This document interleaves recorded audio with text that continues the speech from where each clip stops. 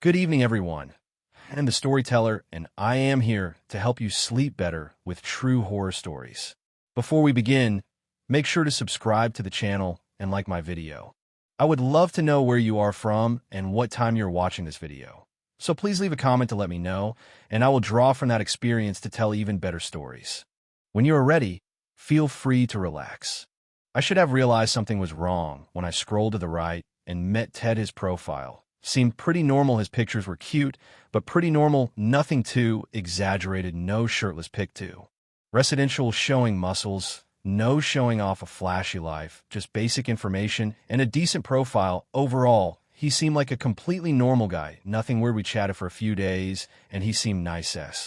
After a little over a week, we decided to meet for a drink. When I arrived at the pub, I immediately saw him sitting at a table at the back. He waved me over, and I sat down doing my best to have a casual, friendly conversation, but I could tell almost immediately that something wasn't right with this man. His eyes had an intense, almost manic look in them, and he kept shifting uncomfortably in his seat. The more I interacted with him, the more I realized that this guy was not at all the normal, interesting guy. He seemed to be online, first of all, because as soon as we started the conversation, he immediately started ranting about some crazy conspiracy theory about the government and how it controls us and spies on us at all times, and how the pandemic was a hoax to inoculate us with a tracking chip, vaccines, and a bunch of other nonsense. I tried to steer the conversation in a different direction, but he kept spiraling around a bunch of conspiracy theories. I started to feel really uncomfortable and felt I needed to get out of there as soon as possible. I quickly made an excuse about having to work early the next morning and having to leave as I got up to leave, but as I was getting up from Ted suddenly grabbed my arm painfully tight. "You're not going anywhere," he growled at me in a low, threatening voice, then narrowed his eyes and said, "I've been waiting for this all week." I froze. And the spot my heart started beating frantically. It felt like it was going to pound out of my chest. This was definitely not the same guy I had been chatting with online. This person in front of me was you. Unstable, volatile, and potentially dangerous. The scariest thing is that in all the chats we had online, he showed no signs of being the maniac. He really was. On the contrary, he was very cordial and friendly, and seemed to be a very ordinary man, so I would never have suspected anything wrong with him. I frantically tried to find a way to get out of there safely. "Please let go of me," I said, trying to keep him. "Why?" Voice steady. "I really need to go, Ted." He just laughed, a chilling sound, and without a hint of humor. He then continued, "I don't think so. If we're just getting started." Ted pulled me back towards the sea. His grip on my arm tightened like a screw to what I winced at this, and panic set in as I realized I was completely at his mercy. I immediately scanned the bar, hoping that someone would notice what was happening and come to my aid, but the place was almost empty. Ted leaned in very close to my face, so close that I could feel his hot breath on my face. "I've been watching you for a I know everything about you, where you live, where you work, your daily routine. Did you really think I wouldn't find out everything? I got you, Sarah." At that moment, I felt like I was in a faint. Guy was completely unhinged, and I was stuck with him. I needed to escape, and soon before it was too late, but I had no idea how. I racked my brain, trying to think of some kind of escape plan to know of when suddenly Ted stood up and pulled me up with him. "Come on, let's get out of here." He growled at me again, dragging me with him towards the exit. I stumbled after him as he pulled my hand too hard for seeing me to follow. My mind was racing. I had to do something, anything to get away from this guy. Before God knows what happened, as we left the pub, I could see a group of people a few blocks down the street, and without thinking, I started screaming for help. I screamed as loud as I could, and then Ted turned around, his face contorted in anger, and then I watched in terror as his hand shot up before he smashed it into my face with such force that I almost fell to the ground with the impact. I cried out in pain, feeling momentarily dazed by the heavy blow. However, at that moment, I felt his other hand in its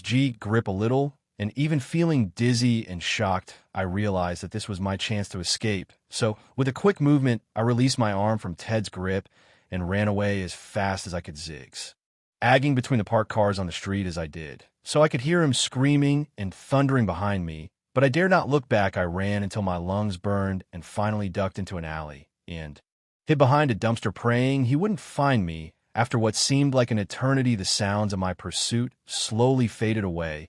It was only then that I came out hiding. My whole body was trembling. I had finally managed to escape from that sick man, but I knew I couldn't stay there forever. I had to get to a safe place, call the police, and report this psychopath. Carefully, I left the alley and began to hurry down the street, constantly looking over my shoulder. I didn't stop until I reached a well and crowded area, where I ducked into a 24-hour restaurant and called the police. The officers arrived within minutes, and there, with my voice still shaking from nerves, I told them the whole ordeal I had just been through. After that, the cops drove me to my house, and for the next 2 days, there was a patrol car watching the adjacent ones as I told them everything. He told me about how he had been spying on me and knew practically everything about me, including where I live and where I work. Fortunately, the police were able to locate Ted and arrest him 2 days later, and it was then that I learned that he had a criminal record, having been arrested twice for violent behavior, harassment,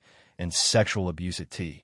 Turns out that I wasn't the first person he had dated through dating apps, and had engaged in this type of behavior. With this was a scary revelation, and I couldn't help but feel incredibly stupid for seeing the warning signs. This incident marked my life, and the aftermath was devastating for me. In the days and months that followed, I was a nervous wreck. I lived in constant paranoia, feeling stalked all the time. I also had nightmares, very often, most of which were about Ted showing up out of the blue and hurting me. Because of this, I deleted all my profiles on dating apps and vowed not to use those apps ever again, as the thought of another encounter like that turned my stomach. So I preferred to avoid any possibility. This horrible EXP experience was a brutal reminder that you can never trust any you meet online, no matter how normal they seem online. Even now, months after happened, I'm still shocked by the whole experience, but I'm also thankful that I got out of there alive. However, the trauma of that night will stay with me forever. It's a brutal lesson in the dangers that can lurk behind the screens of our dating apps. It's also a stark reminder to trust your instincts and prioritize our safety, no matter how charming or harmless someone may. Music. Seeing it was late at night when I received an alert on my phone. I was about to fall asleep, in that limbo where you're half asleep and half conscious. But when I looked at my phone screen, I couldn't believe it. I had just matched on Tinder with the most beautiful girl I had ever seen. She was a 22-year-old blonde named Samantha. Although I didn't think much about it at the time, probably because I was blinded by emotion. The truth is that I should have suspected something was going on from the beginning. I'm not what you would normally consider an attractive guy, not like the other guys on Tinder. I'm just an ordinary guy. I don't have big muscles or squares on my abdomen, nor do I have money. I just work in an office and earn a salary that allows me to live decently anyway. What I mean is that I'm not the kind of guy that a woman like her notices, if you know what I mean. If I was in a bar and struck up a conversation, a girl like her, maybe I'd have a chance of her liking me. But that's not very likely on these dating apps where it's all about looks. But if it's already unusual for someone like Samantha to notice the profile of a guy like me, it's even stranger when she's the one making the first move. "Hey, handsome, good night," this first message read.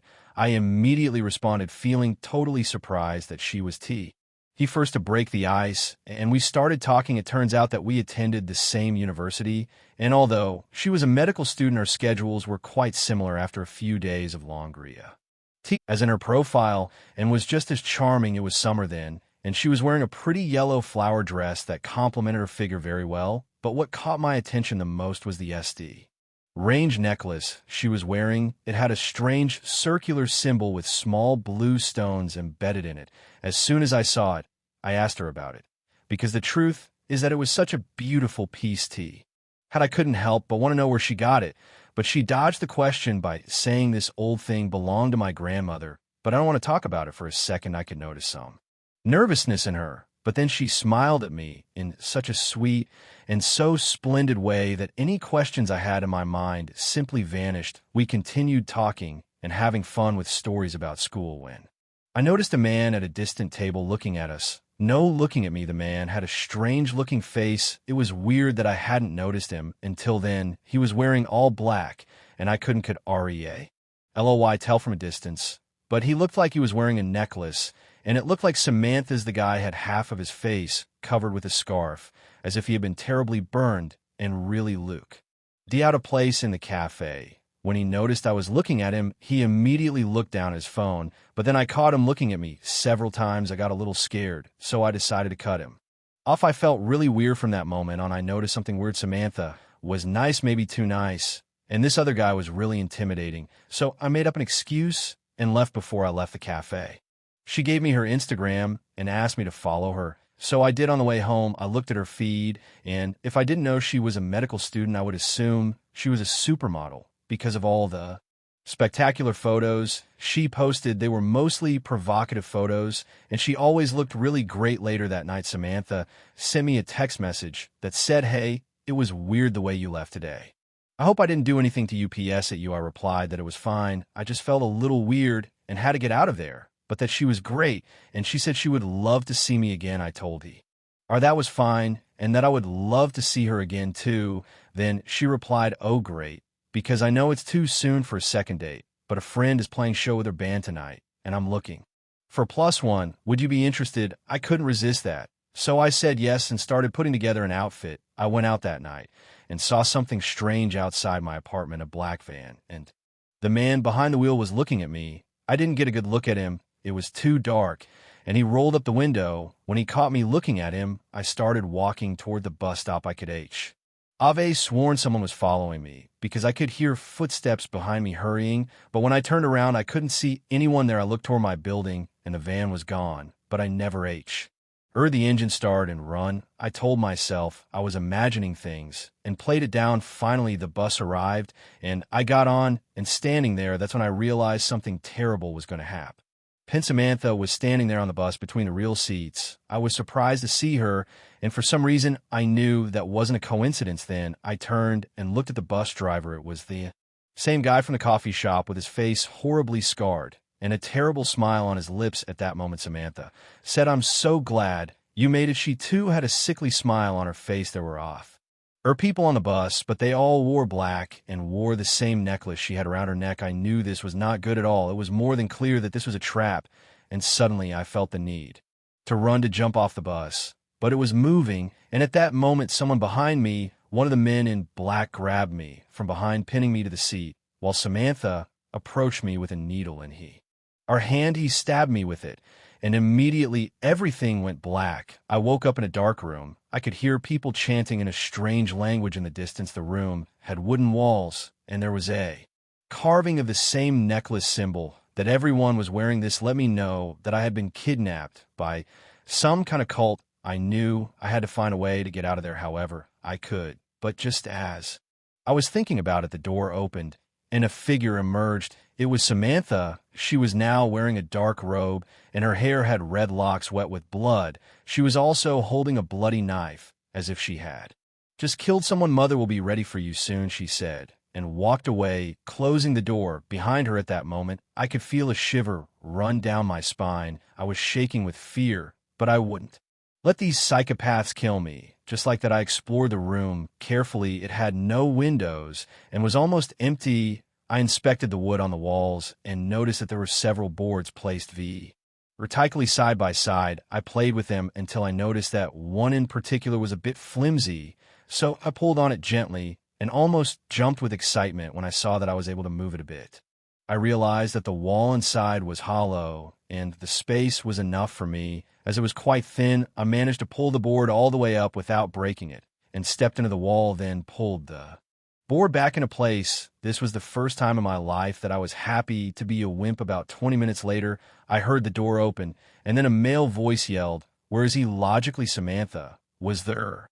He was right here, I swear. Samantha said, "Move," and finding the male voice yelled back in a fury, "Mom will be mad if we let anyone go." The man continued. Soon everyone left the room, but I didn't hear the door close. I waited a minute and stepped out from the wall because I suspected the door was open, as I could hear people going in and out outside. I wasted no more time and left the room, and then another door open at the end of the hallway. I went inside and discovered that it was a kind of storage room. There were robes and books there. I took a robe and disguised myself as one of them. I saw that there were several knives and other objects that I could use to defend myself. "Mom will be mad if we let anyone go," the man said, and soon everyone left the room, but I didn't hear the door CLO.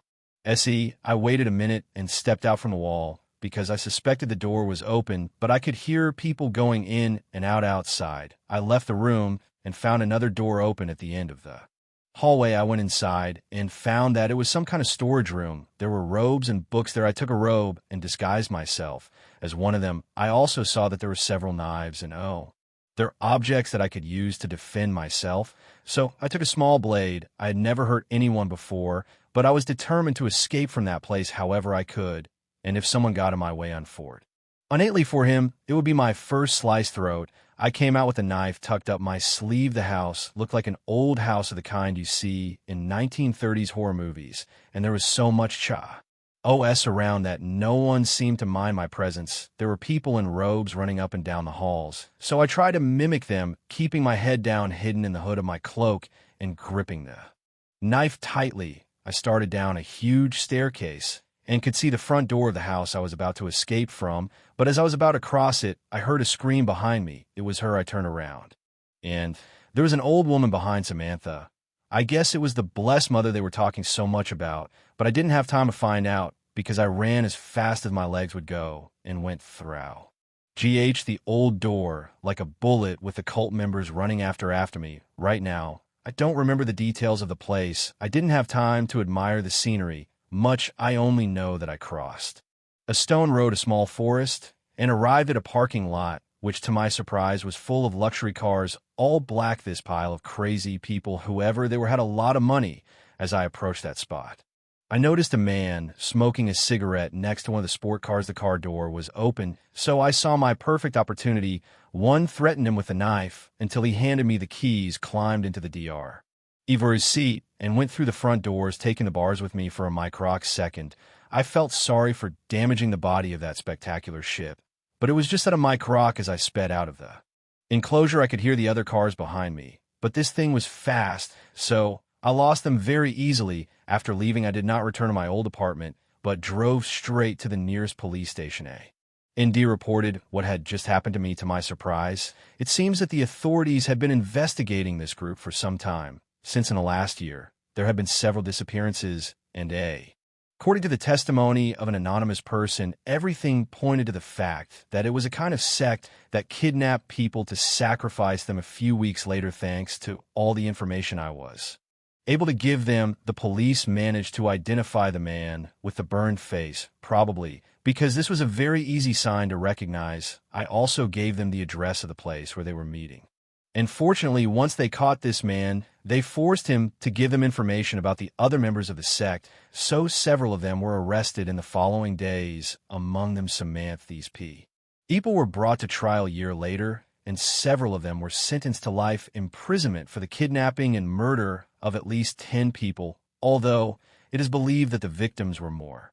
I think it goes without saying that this was the most traumatic experience of my life, something I wish I would never have to go through again, and that no other person would ever have to. Looking back, I realized how close I came to having become just another victim of this bunch of psychopaths, and the most shocking thing is that so far, I'm the only known survivor of this group's activities. I would hope to say that everything is over, but it is not. I am supremely grateful for being alive and for having found a way to escape from that terrible fate, but this whole experience left me with important psychological sequels so deep that not even 3 years of therapy have been able to help me overcome the panic attacks I have from time to time, the recurring nightmares in which I am lying on an altar, and suddenly Samantha comes up to me and stabs me in the heart, or the constant paranoia that haunts me. However, despite all the horror I have gone through, I have found a way to move on with my life. Yes,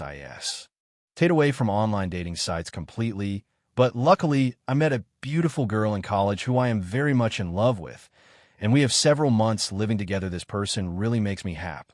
Why and her company has been key to my music recovery. I had never considered using a dating app before. The idea of swiping left or right based on a couple of photos and a brief bio seemed absurd.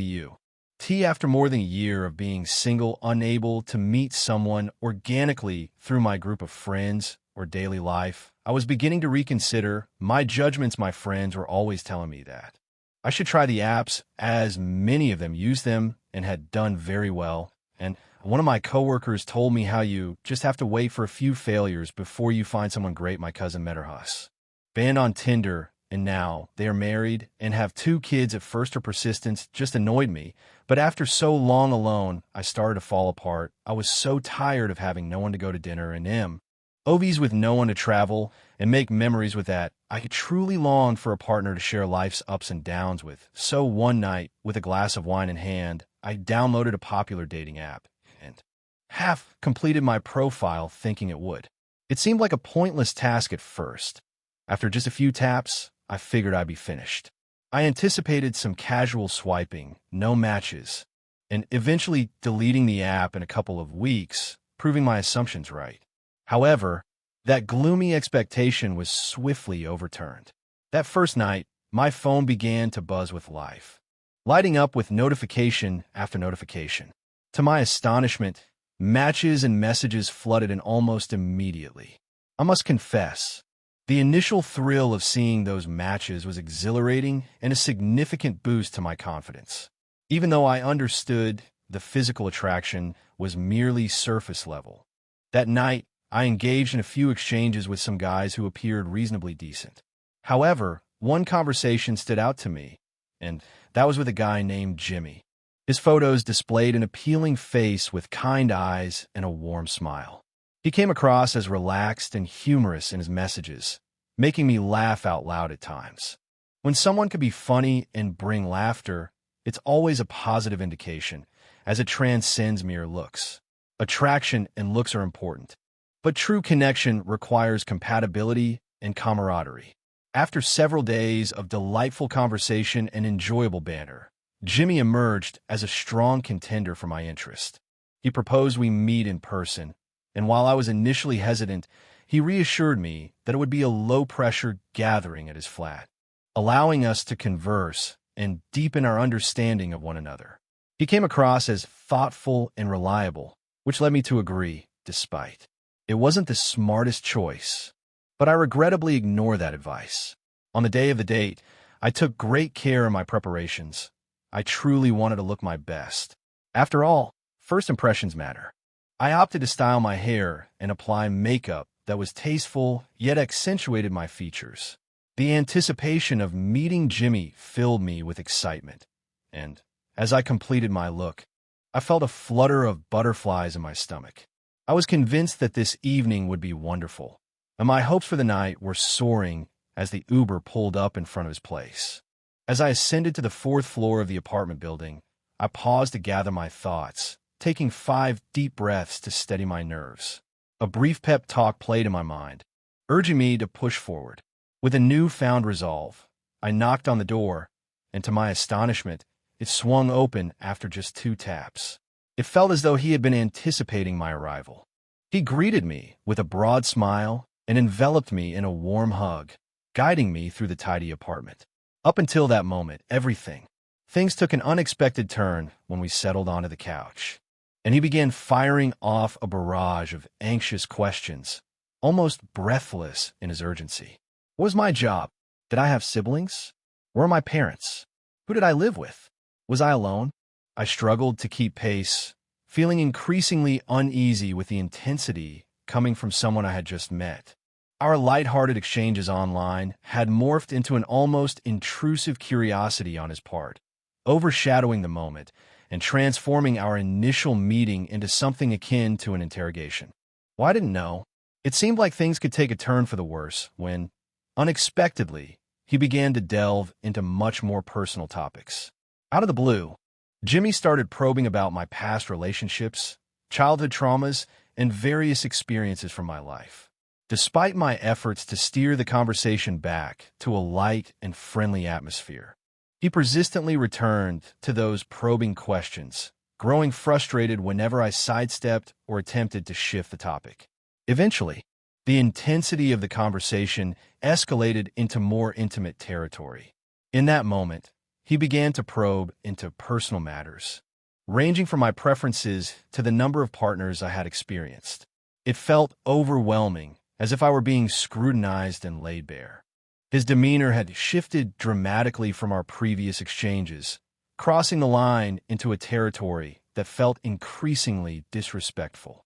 Recognizing the urgency of the situation, I expressed my discomfort and my desire to leave. However, he resisted, physically pulling me from my seat and insisting. He had put in so much effort to prepare dinner that it felt wrong to leave without even tasting it. He expressed his disappointment, calling it rude. I chose to ignore him and headed for the door, but as I reached for the handle, he seized my wrist firmly, urging me to stay. His voice was low and gravelly, teeth clenched as he tightened his grip. When I looked up, I saw his face twisted in restrained fury, sending a shiver down my spine and filling me with a deep sense of terror. Driven by sheer instinct, I let out a scream, and he released his grip, likely taken aback. In that fleeting moment, I stomped on his foot, and he retaliated with a hard stomp of his own. This brief exchange provided me just enough time to break free and sprint down the hallway towards the stairs. I dashed out of the building, not stopping until I was several blocks away. Gasping for breath, I called an Uber, my hand trembling from the adrenaline. That night, I deleted my profile from the dating. Meeting a new partner through online dating feels like a gamble to me. At the end of the day, you can't truly know who you're about to meet. I'm not suggesting it's a bad option. It just doesn't resonate with me. While I do hope to find love someday, I prefer to seek it through more dependable connections. I encounter people at work, college, or perhaps through friends who wish to introduce me to someone intriguing. For now, however, I find solace in my own company, preferring to avoid the potential for unsettling experiences. In the weeks after that incident, I felt withdrawn and anxious. Sudden sounds would startle me, and sleep eluded me. It took time to regain my sense of normalcy, but gradually I managed to piece my life back together. Currently, I remain single, but whenever I feel a twinge of sadness about it, I think of Jimmy and find comfort in that memory. It could certainly be much worse. Just picture trying to navigate tenderness for the first time and encountering a situation like this. At 19, I set up my Tinder profile, feeling confined at home with limited options to connect with someone. Clearly, as I share this now, I've stumbled upon something far removed from my initial expectations, and I doubt anyone would wish to encounter such a scenario. So, without further ado, let me unfold my story. I'm a 27-year-old woman, and I struggle with social interactions, but it's not due to any condition or mental issue. It stems more from the environment my parents raised me in. We don't live in the best part of town, and my parents moved here before I was born. I think the first time they heard about a car being broken into, they decided to instill a sense of fear about the world in me. That's likely why I communicated with this guy online for over a year, carefully weighing what felt safe enough to meet in person. And even then, I hesitated. He asked for my home address, but instead, he picked me up a few blocks away. Seeing him for the first time left me with a positive impression. He seemed like a nice guy, which was amusing since that's how he described himself in his profile. Andrew was tall and attractive, but overall, he came across as quite ordinary. When we finally met, there wasn't much of a surprise since we had spent over a year chatting through messages, so there was a level of trust established. Our date went well up to that point. Our first stop was a gas station, as he drove one of those trucks that seemed to drink gas, probably getting only 6 miles to the gallon. I might want to focus on material things. That was never a concern for me. The date was going well until that point. I wouldn't have minded if he had picked me up on a bike, but it struck me as a bit absurd to have to stop for gas every few miles. I offered him gas money for picking me up, but he seemed to lean towards the idea that women shouldn't pay. Fine, if that's how he felt. I asked him once more, but he refused to take it, which lifted the guilt I had about what he might spend on me. After that, we headed to a nearby park to sit and get to know each other. There wasn't much else to do until the park began to fill with people, and neither of us wanted to be in a crowd. We were both hungry anyway, and he asked me several times. Despite my hunger, his evasiveness on the subject was palpable.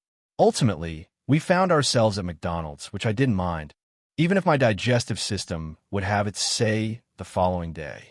It was his choice, and I didn't want to come off as rude, plus my hunger had reached a point where I'd eat anything. Up to that moment, Andrew had been quite pleasant and well-mannered, and he shared extensively about his past relationships. Yet, something about his words felt almost too good to be true. But I went along with it anyway, as I was still intrigued. In my early 20s, I was completely oblivious to the signs that should have raised concerns.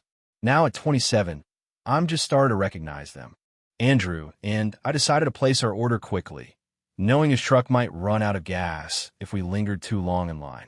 The bustling crowd at McDonald's made me a bit anxious, but it was to be expected. We hurriedly ordered and found a table in the back. When our order number was called, he went to retrieve it, and I couldn't help but notice his attempts to. He was kind in his own way, and I appreciated his graciousness. We enjoyed our meal and shared good conversation for about an hour. As the sun began to set, it was time for me to return home to prepare for college and work the next day. After leaving the restaurant, we made our way to his truck when suddenly, someone attempted to run us over. I managed to step aside, but Andrew didn't, and I felt a slight impact from the front of the large van. The driver rolled down his window. The window swung open, and a voice erupted, directing its fury primarily at Andrew. He was quick to respond, his own voice rising in defiance. The escalating tension began to gnaw at my composure. Yet I found myself tuning out their exchange, my attention consumed by the rapid thumping of my heart. It felt as though it might betray me at any moment. Their shouting continued, but I was lost in my own thoughts, a product of my upbringing in a perilous neighborhood. The reality is, confrontations like this send waves of anxiety coursing through me. I find myself among those who can faint in the heat of an argument, so I do my best to steer clear of such stressful encounters. Being present in that moment was beginning to make me feel unwell. At a certain point in the discussion, I noticed the guy had opened the door and seemed ready to leave. However, that didn't happen. Instead, I saw him exit his car and challenge Ed to a fight. Or so it appeared. In a flash, Andrew bolted out, jumped into his truck, started it up, and sped away at full throttle. Being left there felt like a punch to the gut. When I saw him disappear around the corner, disbelief washed over me. I was engulfed in a wave of embarrassment as all eyes in the room turned towards me. It was overwhelming, and I could hardly catch my breath. I sank to the floor, feeling utterly drained, my heart racing and breaths coming in quick gasps. Just then, the guy from the van approached. Concern etched on his face, and I managed to nod, whispering that I was just a little shaken. Feeling overwhelmed by the situation, he kindly inquired if I needed assistance, which began to perplex me. Just moments earlier, I had been upset and shouting at Andrew. Yet, things are not always what they appear to be.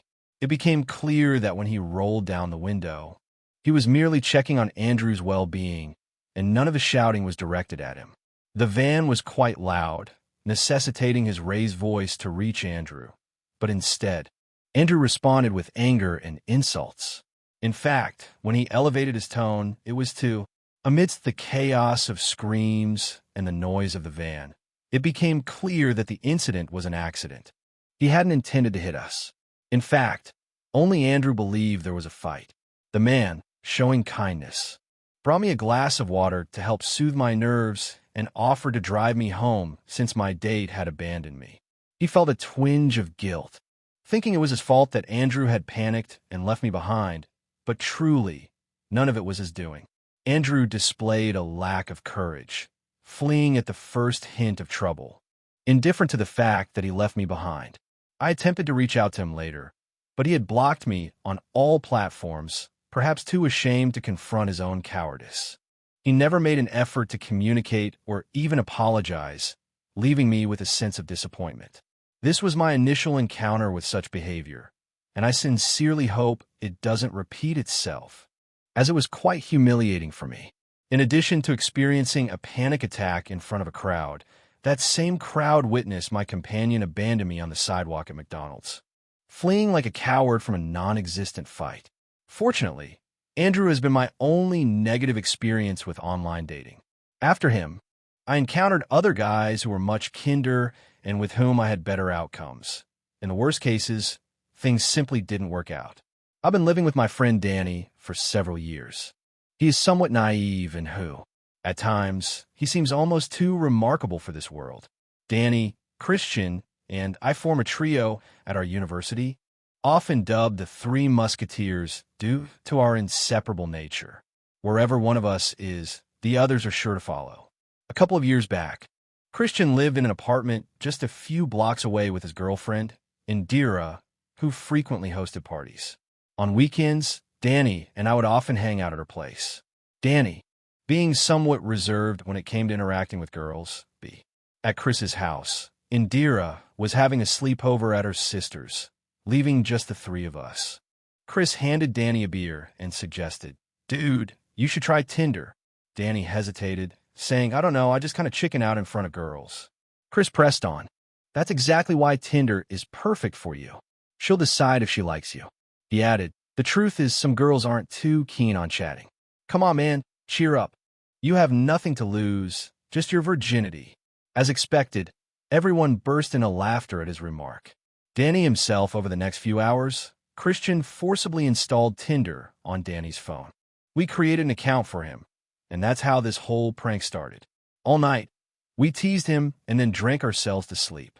The next morning, when I woke up, I found myself lying on the floor with a massive headache. Danny was passed out on the couch, and Christian came out of the kitchen with a cup of hot coffee. "Drink this, it will do you good," Christian said, extending the cup of coffee to me. "Hey, last night was too much. I did something, but you mustn't mention to Danny that he confided in me." As I took the first sip of coffee, a wave of vitality washed over me. "What did you do?" I asked, a hint of concern creeping into my voice, fully aware of his tendency to make questionable choices. "I created a fake account and linked it to Danny's. When he wakes up, he'll meet Sarah. We can have some fun." His plan didn't shock me. I expected nothing less. Still, I wasn't comfortable with such a prank. It felt wrong to toy with Danny like that. I made my feelings clear. "Honestly, I don't think that's a good idea. You know how gullible he can be. What if this little joke turns into a major blunder?" "Oh, come on. We'll explain to him later. Just chill. Nothing will go wrong." I wasn't entirely on board, but I went with it. After that day, Chris began messaging Danny from his fake Sarah account, and for a while, Danny was over the moon. We were sitting in the college dining hall one afternoon when Christian asked, "How's everything going with you and Sarah?" Danny replied, "I can't figure her out.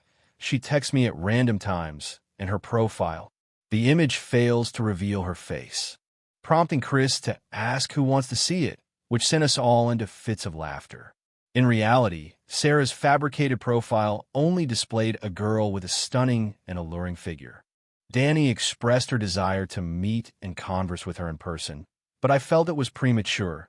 They had only just begun communicating, and, as I mentioned, they were waiting for her to extend the invitation. Chris inquired, "Really? What do you think, Matt?" I found myself hesitating, knowing I would need to conjure a response, so I simply replied, "Yeah, you should wait for her. To make the move, well, if you say so," said Danny after this interaction in the cafeteria. I took Christian to the side of the hallway and insisted that he end the joke and tell Danny the truth. After a brief discussion, he promised me that he would tell him that night, and I warned him that I would do it myself if he did not. I took a shower and heard Danny's phone ringing with messages. I thought, damn, he's still doing this. Then I went out to pick up our dinner at the nearby Chinese restaurant, but before I left, Danny stopped me at the door and asked if I refused to take the keys when he insisted, explaining that he needed to leave to meet Sarah right away. He mentioned she had texted him to meet at the city park. I couldn't shake the feeling that Chris had finally decided to confront him and reveal the truth. Reluctantly, I decided to play along with his ridiculous game one last time and instructed Danny to leave the keys under the mattress. I tried calling Chris one final time to warn him, but he didn't pick up. It became clear he was ignoring me, so I reached out to his girlfriend instead. As Indira responded, I could no longer contain myself and urged her to ask Chris to put an end to this deception. She inquired about the situation, and I recounted the prank, explaining that Danny had gone to meet Sarah in the park. I expressed my frustration with Chris, emphasizing how disrespectful and cruel it felt for him to prolong this ridiculous prank. However, Indira cut me off insisting that it was utterly impossible for Chris to have quoted Danny, as he couldn't send messages to him because he had lost his cell phone a few hours ago while riding the bus. Someone had boarded and taken it. This truly puzzled and worried me. I mean, if it wasn't Chris, then who had contacted Danny? I didn't even let Indira finish her last sentence before I dashed out to the park. It was nearly 7:30 at night, and the person who had stolen Chris's phone had now used a fake profile to meet Danny. I prayed for their safety, not looking anywhere, but pushing through the crowd, running at full speed. In just 7 minutes, as I approached the park's entrance, an eerie silence enveloped me.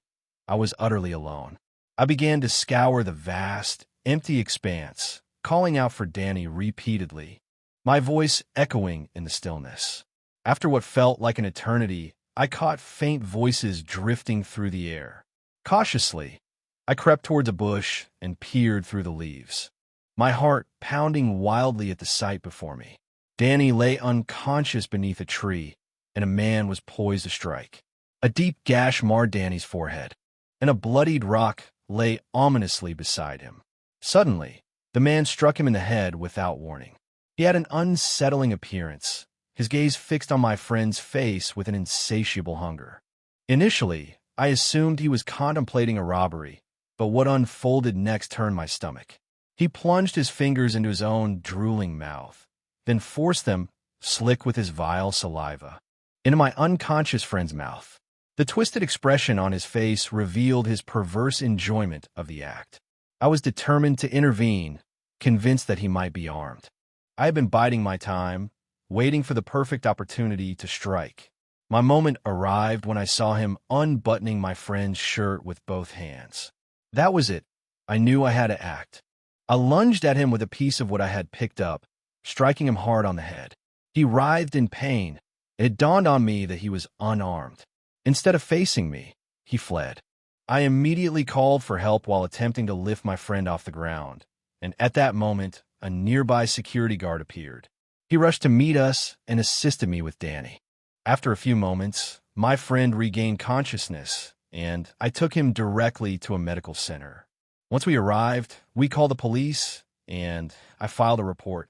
Fortunately, Danny received the help he needed, and his injury turned out to be only superficial. Later that day, Chris caught up with us, and it was his turn to speak with Danny. He apologized for the foolish prank that nearly led to something terrible happening to him. Initially, Danny was understandably upset, but being the kind-hearted person he is, he finally apologized to Chris for my part. I mentioned a few things to Chris about his foolishness, emphasizing that it could lead to serious consequences, which was nearly the case. He accepted this and was quite affected by the situation, feeling a lot of guilt, so he was never upset by the complaint. Unfortunately, the police never managed to find the guy in the park. But luckily, we never saw him again. I don't remember exactly why I downloaded that dating app. I'm not sure if it was out of curiosity or something else. In a moment of tedium, I found myself swiping through photos, my gaze landing on a profile that exuded adventure and intrigue. An experienced climber, a lover of classic literature, and a smile that captivated me from the small screen. We arranged to meet at a cafe close to my home, and I took extra care of my appearance, eager to make a good impression. A mix of nerves and excitement coursed through me. Upon arrival, I spotted him in a corner, engrossed in a hardcover book, and our conversation unfolded effortlessly. We discussed travel, books, and our dreams. I felt at ease beside him, and for a fleeting moment, I believed I had discovered someone extraordinary. Eventually, he invited me for a stroll in the nearby park, and I accepted without a second thought. The night was warm, and the moon illuminated our path. As we walked, he shared stories of his mountain expeditions and outdoor adventures, expressing his deep love for nature and how it inspired his pursuits. He described the exhilarating sensations he felt when reaching the summit, was captivated by his tales, though a hint of unease lingered. He was a formidable presence, his penetrating gaze occasionally unsettling. Then, without warning, he halted and took my hand. his eyes locking onto mine as he expressed a desire to reveal something to me. He led me to a hidden corner of the park, a quaint clearing embraced by trees. There, he ignited a fire and settled beside me, producing a bottle of wine and 2 glasses. I felt a twinge of uncertainty, yet I didn't want to appear impolite. The tone of our conversation shifted dramatically as he ceased discussing his escapades, and as the conversation progressed, he began to pose increasingly personal questions that left me feeling uneasy. I found myself trapped, unsure of how to navigate the situation. His inquiries grew more persistent and invasive, and he shared his fantasies, which only deepened my discomfort. I attempted to steer the discussion in a different direction, but my efforts fell on deaf ears. My reluctance and lack of engagement seemed to frustrate him, and in a sudden move, he reached out and gripped my arm firmly. He expressed a desire to take me to a secluded place where we could be alone, and I instinctively recoiled. I lifted my head and attempted to rise, but he tightened his hold on me. A wave of terror washed over me, and in a moment of sheer instinct, I kicked him in the crotch. This action freed me from his grasp, and I bolted away, sprinting as fast as I could without glancing back. I didn't stop until I reached the exit, gasping for air, then continued running towards the road. As I dashed through the park, I could hear his footsteps pounding behind me, but eventually they ceased. Still, I couldn't help but look back every so often to ensure I wasn't being followed while on the road. I started waving at every passing car. Luckily, one stopped. It was a woman behind the wheel. I recounted my experience to her, and she drove me directly to the police station. Once there, I filed a report detailing everything from the moment I encountered this individual to the time she took me to the park that day. When I returned home, I felt awful nervous and terrified. I locked all the doors and windows and stayed indoors for days. Thankfully, I was on vacation. I found myself with no obligation to leave the house if I chose not to. A few days later, I received a call from the police. He had finally been found and arrested. While this brought me some relief, a lingering sense of paranoia remained, which I suppose is a normal reaction.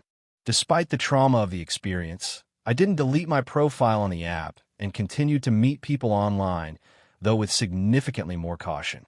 The truth is, it took quite a while before I felt encouraged to date again. This experience left its mark on me, but I also became stronger. I learned to trust my instincts and not allow anyone to make me feel uncomfortable or insecure. Above all, I discovered that not everyone is as they appear. Since then, I've become much more cautious about meeting new people online. I always choose public places and inform someone I trust about my whereabouts and who I'm with. I hope your day is filled with health and joy. I invite you to subscribe to my channel to hear true horror stories. Hello, and see you again.